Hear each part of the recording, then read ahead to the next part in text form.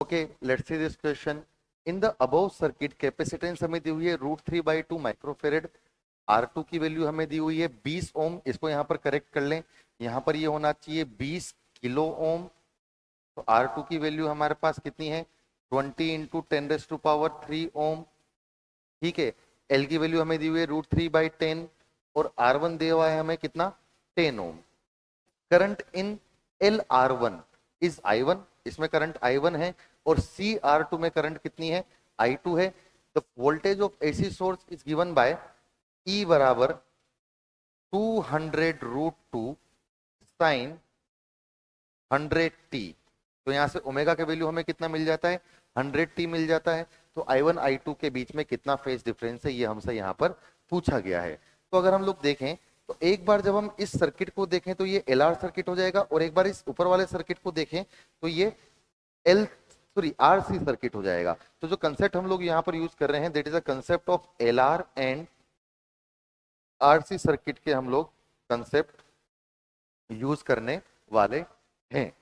अगर यहाँ पर मैं पहले वैल्यू निकाल लूं एक्सएल की, तो एक्सएल होता है ओमेगा इंटू एल। ओमेगा की वैल्यू है 100 इंटू एल हमें दिया हुआ है कितना √3/2 √3/10 हेनरी, मतलब 10 से 0 कट गया तो ये कितना आ गया 10√3 ओम। एक्सएल की वैल्यू तो हमारे पास कितनी आ गई है यहाँ पर 10√3 ओम।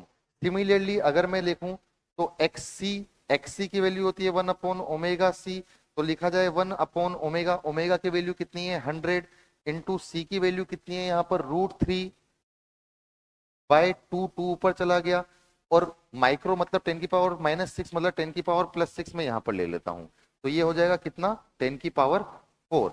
तो 2 इंटू 10⁻⁴/√3 ओम होगी।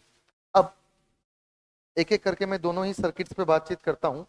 तो मान लेते हैं जब हम सबसे पहले बातचीत करते हैं I1 के लिए, अगर मैं I1 के लिए बातचीत करता हूं तो सर्किट LR सर्किट है। सर्किट कैसा सर्किट है LR सर्किट है। तो यहां पर जब मैं tan θ1 लिखूंगा तो मैं इस tan θ1 को क्या चीज लिखूंगा tan θ वास्तविकता में क्या चीज होगा tan θ हो जाएगा कितना XL/R। XL/R एक्सएल की वैल्यू कितनी है यहाँ पर, अगर मैं फर्स्ट सर्किट पे बात करता हूं तो R मेरा R1 है और एक्सएल की वैल्यू है 10√3।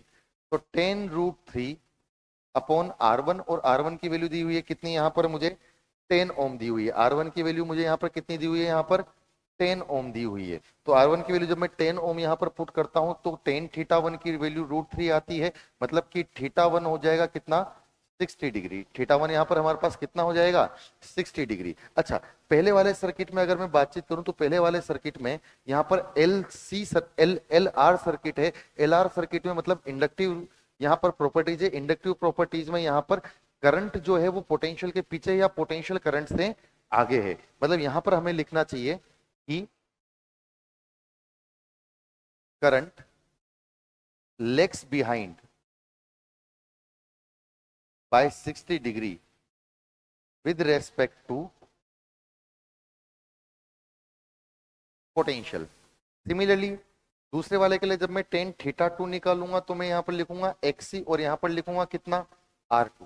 अच्छा, XC की वैल्यू कितनी है 2 इंटू 10⁻⁴ 2 इंटू 10⁻⁴/√3 इंटू R2 की वैल्यू है कितनी यहाँ पर R2 की वैल्यू मैंने यहाँ पर करेक्ट कराई है, आपको कितनी लेनी चाहिए 20 किलो ओम। तो 20 इंटू 10⁻3।